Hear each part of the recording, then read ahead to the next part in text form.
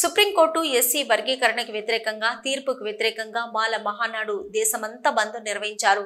ఈ సందర్భంగా అరకు వ్యాలీలో ఆందోళనకారులు మాట్లాడుతూ ఏబీసీ ఇచ్చిన తీర్పుకు మోదీ ప్రభుత్వం కనుసన్నల్లో ఇచ్చిన వ్యతిరేకి తీర్పుకు భారత్ బంద్లో మాల మహానాడు మద్దతు తెలుపుతున్నామని ఎస్సీ వర్గీకరణకు ఇచ్చిన వ్యతిరేక తీర్పును రద్దు చేయాలంటూ డిమాండ్ చేశారు.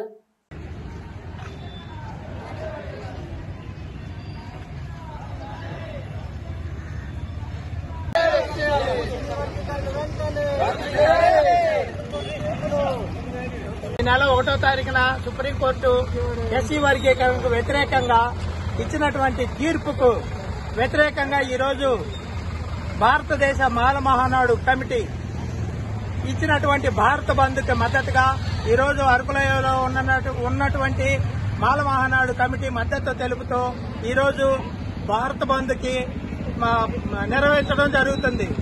ఏదైతే సుప్రీంకోర్టు ఏబీసీ కుల వర్గీకరణ చేస్తూ ఏబీసీడీ వర్గీకరణ చేసిన విధానాన్ని ఏదైతే మన మోడీ గారు ఇచ్చినటువంటి తీర్పు మోడీ గారు కనుసన్నల్లో ఇచ్చినటువంటి తీర్పుకు వ్యతిరేకంగా ఈ భారత బంద్కి మేము మద్దతు ప్రకటిస్తున్నాము మా మాల మహానాడు అరకు వ్యాలీ కమిటీ ద్వారా.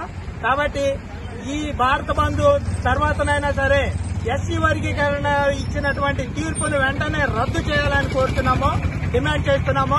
మోడీ గారికి ధైర్యం ఉంటే ఈ యొక్క వర్గీకరణ కాకుండా విభజించు పాలించనే విధానం కాకుండా ఒకే కుల నిర్మూలన చట్టం ఒకటి ప్రవేశపెట్టి కుల నిర్మూలన చేసే దమ్ము ఉందా అని మేము ఈ మాల మహానాడు అరకు వ్యాలీ కమిటీ ద్వారా ప్రశ్నిస్తున్నాం.